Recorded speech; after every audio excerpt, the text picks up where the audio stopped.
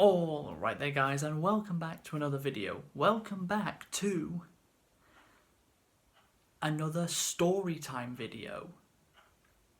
Bet you thought you'd never ever see another one of these on the channel. I haven't done one of these for over 3.5 years. The last time I did one of these, this channel had less than 100 subscribers. It now, of course, has over 200, so that tells you how long it's been. And as the title of the video says, I feel like I'd like to go over my crushes over the course of my life, which haven't actually been a huge, like, loads. You don't even need you don't even need to hold out your entire hand to count how many I've had. And we're talking about crushes of people I actually knew in person and that I saw on a regular basis, not celebrity crushes. Although if we had to go with that, I'd quickly just list off Margot Robbie and especially Jenna Ortega, but I mean, who the hell doesn't fancy Jenna Ortega? Alright, let's get straight into it. So my first crush was when I was about 8 or 9 years old. And the girl it was on, we'll just call her Courtney. I remember something that happened like a couple of years before this, which might be relevant to the story, I'm not sure. So when I was about 6 or 7, my year group in school, I don't know what it was. It wasn't a school trip or anything, but we like walked around like the surrounding area of our school in pairs, and we had to hold hands with whoever we were paired up with, and I happened to be paired up with Courtney. Although the reason I will say that it might not be relevant to the story is because I didn't think anything of it at the time. But who knows? Okay, fast forward a couple of years to when I'm about 8 or 9, and the first girl I'd ever had a crush on was this girl Courtney. I remember I seemed to have like no shame when I was a kid, because I sat next to her for an entire year in primary school, which I was very much happy about that one. And this guy would keep coming up to me and her, and he'd always ask her, does she like me? And I had absolutely zero shame, because what I would do is I would say, no, I think it's the other way around. Like, I would just blatantly say out loud that I have a crush on her, right in front of her. She never actually gave me any response, although that probably means the answer was no, since there was no response. And I didn't get anything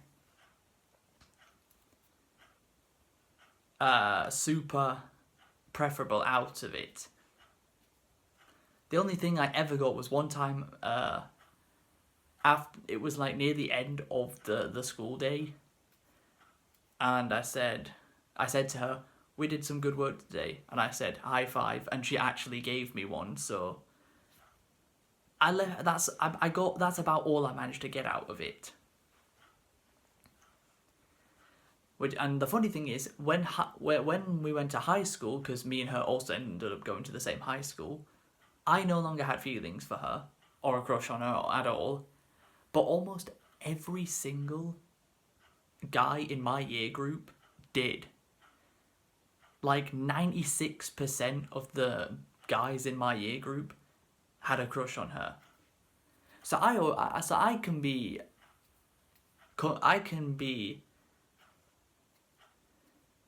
happy with the fact that I was way ahead of the curve. I did that before everyone else did it. And she never ended up going out with any of the guys from my high school either, so they were just as successful as what I was. Okay, girl number 2, we'll call her Chloe. This was in was in high school. I remember so well. It was Valentine's Day 2014, so over 10 years ago now.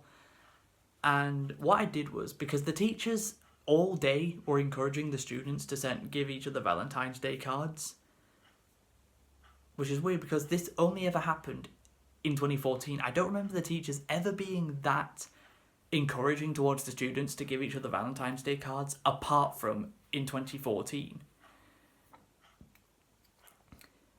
And what I did was, I basically, on the computers, made the most bland, uninspiring, terrible Valentine's card you could ever imagine, printed it off, and then in our form room, which I guess would be homeroom for my American viewers, basically it's what we would do is our form room would just be we have a book that we got from the school library, and we just read it for the duration of the lesson period. Sometimes we'd have to go up to the teacher and read out loud to them as well, which no one ever enjoyed doing that. But she happened to be doing that at the time, so I walked over to her desk, put the card down, and walked back. And the girl who was sat next to her, or a little bit over to the side of her, looked at the card, turned around, looked at me, and smiled at me. And I thought, oh great, that wasn't made for you. That was not meant for you. Why are you looking at it?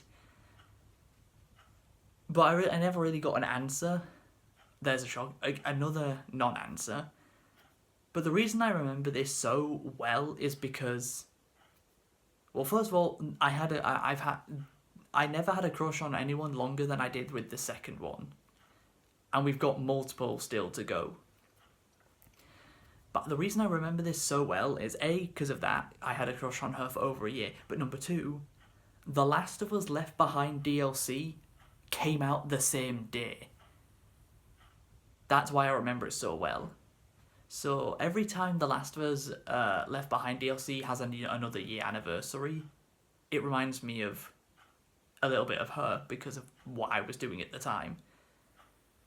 Before I then played The Last of Us Left Behind DLC over the weekend that followed the Friday. So I remember having a crush on her for over a year, and pretty much everybody in my year group knew about it, and you can imagine, made fun of me for it. But towards the end of the following school year, so not this school year I gave her the Valentine's card, but the one after, our form room, I can't remember what we were tasked to do. We were tasked to create something. I don't remember what it was. And there was a group of 4 of us, and I got put in the same group as her, and I was thinking, oh yes, get in, that's what we're talking about. So that worked out nicely for me, but by the end of that school year, I stopped having a crush on her. There wasn't even any reason for it, I just simply didn't like her in that way anymore. Okay, girl number 3. We'll call her Abby. This was in college, so this was like super early into college. So we're now in 2017. We've now gone far enough forward. We're now close enough to the present to where this channel existed during this time period. I say time period, it was only 7 years ago. So this was in 2017. And the girl in question, Abby, actually went to the same high school as me, but she was in the year above me, so she left the year before I did, and I didn't actually ever interact with her in high school, apart from once. The day she left high school was the only time I ever spoke to her. That was it. I never spoke to her in high school any other time. So in college, I met this girl through David. Yep, he has to sneak his way into these stories because of course he does. So he happened to know her from when she was still at high school. I didn't, but I met her and I developed feelings for her very, very quickly. I mean, when you have such tiny female interaction in general, like the only female interaction you have is with members of your own family, that's it. I was pretty desperate. I don't know why I was. Answers on a postcard for that one. I don't have a clue why I was so desperate back in 2017. When I don't know, why was I focusing on that when I should have been focusing on this, making these videos for you guys? Even though I was making very different content back then to what I make now. So, basically I would do, I didn't exactly hide it well. I would like tell her that she's great and that I hope she does well in whatever she's doing. I never made it subtle at all. And it got to the point where she literally just asked me, do I fancy her? And of course, I didn't say no, of course, no. I said yes, I told her the truth that I did. Which is funny because around about the exact time I started having a crush on her is the same time she got a boyfriend who was on the same damn course as what I was doing, but then he left the course because he couldn't do it. He was really struggling with it, so he went on to a different one. Those two never ended up working out together. That relationship never worked out, which I could kind of see that it was never going to work out in the first place, and it didn't. And not only was she the fastest person I developed feelings for, but she was also the fastest person I stopped having feelings for as well. As I did become a little bit obsessive with this one, and she clearly did not like that, so she told me to leave her alone, and even told me a couple of times over that year that she hated me. She doesn't. And I just learned to be like, that's fine. You hate me, that's fine. Doesn't bother me. You do you. But yeah, me and her, we're cool now. Like anytime we see each other in public, which is extremely rare, but the couple of occasions we've seen each other in public since we both left that college, we say hi to each other. And like how are you and all that. We're completely fine with each other. She's fine with me and I'm fine with her. Okay, time for the fourth and final girl of my history with having crushes on girls. This girl is number 4. We'll call her Ashley. Now, some of you might be able to work out who this actually is, if you think hard enough. So me and her met through college. Not the same one as not the same one as Abby. I'd since left this college and gone to another one. And I only happened to meet this girl because, you guessed it, because she was going out with David. Because he managed, that's it, 2 stories in a row he's managed to sneak his way in. Now, you might remember, it's been a long time, but you remember me and David fell out in 2018? So I told her, like, that he was a horrible person and everything. She, of course, didn't believe me, because why would you believe someone you've never met over the person you're dating? But as time went on, she came around to the idea that I actually knew what I was talking about, and she finally realised it. So me and her started hanging out quite a lot. So, and I didn't plan on having a crush on this one, but this one, she literally was like kind of almost perfect for me. At least I was feeling it, because the two of us got on very, very well, very, very quickly. We have multiple of the same interests, so that always helps. And it's funny because she would never ever come to the college cafeteria at break or dinner time, but after the February 1 week half-term holidays, she did come to the college cafeteria. She didn't come to see me, but she did come into the cafeteria, and I was thinking, you two aren't together anymore, are you? Because what are you doing in here? I've literally never, ever seen you in this room before until today. And I was right, they had broken up.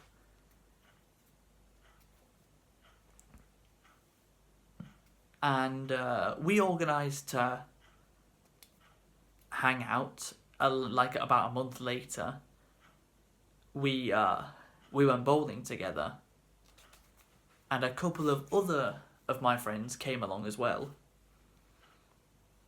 So we made her feel comfortable, and also made her feel better after the horrible experiences she'd had being with David. I'm not mentioning David for anyone to go after him or attack him or anything, because me and him, as much as I still don't like him, if I see it, we don't if we see each other in public, we don't frown at each other and it's like, I'm gonna kick your ass or something. We don't do any of that. We just, we don't actually ever see each other in public, but it's like we just don't say anything to each other. The reason I'm mentioning him is because he does fit into these stories in some ways. So that's why it's necessary. I have to mention him for necessary context in these stories. But that's the only reason he's getting mentioned. So me and Ashley started hanging out a lot more, in and out of college. We went to go see Detective Pikachu together back in May of 2019. I forgot to mention, this was in 2019. So, 5 years ago. And she would come to the college cafeteria most days after her breakup with David. She would come to the college cafeteria very, very often, always to come and sit with me. So you can kind of imagine what I'm thinking in here. That someone I've developed a crush on continues to keeps coming to the college cafeteria specifically to see me. And every time the break or dinner time ends and we have to go back to lessons, she would always come over and give me a hug. So you can imagine what I'm thinking again up here, oh, this is going really damn well. So I was starting to get the impression that when the time comes for me to ask her out, there's a legitimate, real chance of her saying yes. So we continued to hang out a lot in college, saw each other a lot out of college. Then it came to the summertime of 2019. I was getting ready for Manchester Comic Con 2019, and then I saw something that really, really annoyed me about her. She'd done something that had really annoyed me, and my feelings and crush on her immediately disappeared. Just like that. It immediately disappeared. The thing that she'd done, I couldn't believe that she'd actually been stupid enough to allow what she did to happen. And I didn't actually speak to her again for the rest of 2019. I mean, I did, that's a lie. I told her that I was going to... I then revealed to her that I was going to ask her out to be my girlfriend. But because of the thing that she'd done, I was no longer going to do that. And for the rest of 2019 after that, I never spoke to her again for the rest of that year. I only then spoke to her again in 2020, at the very start of 2020, when she did something that actually made me realise that she had seen the light and had the common sense to stop the thing that she was doing that annoyed me. Not because I told her to, because I didn't. As I said, I hadn't spoke to her for nearly half a year at this point. So when I saw that she'd done said thing, I decided to apologise to her about the way about how I reacted to the things she'd done back in the summer of 2019. And she immediately forgave me. The two of us then hung out again 1 month later to see the second My Hero Academia movie, just a couple of weeks before lockdown hit. And we hang out, nowadays we hang out around 2 to 3 times every single year. And this year, I've very, very much enjoyed spending time with her this year. And so mine and her friendship is in the best it's ever been. Like, me and her are like the best we've ever been with each other. Not in that way, get your mind out the gutter. Like, me and her are quite... Me and her always love spending... We don't spend much time together across the year, but the few times we do spend time together, we have a really, really great time. I do, and she does. So I'm very, very happy. I'm completely happy with that. And that is all 4 of the girls that I have had crushes on over my nearly 24 years of life. Every single girl I've ever had a crush on has been older than me, and each one in this story was older than the previous one. The second one was older than the first one by 2 months. The third one was older than the second one by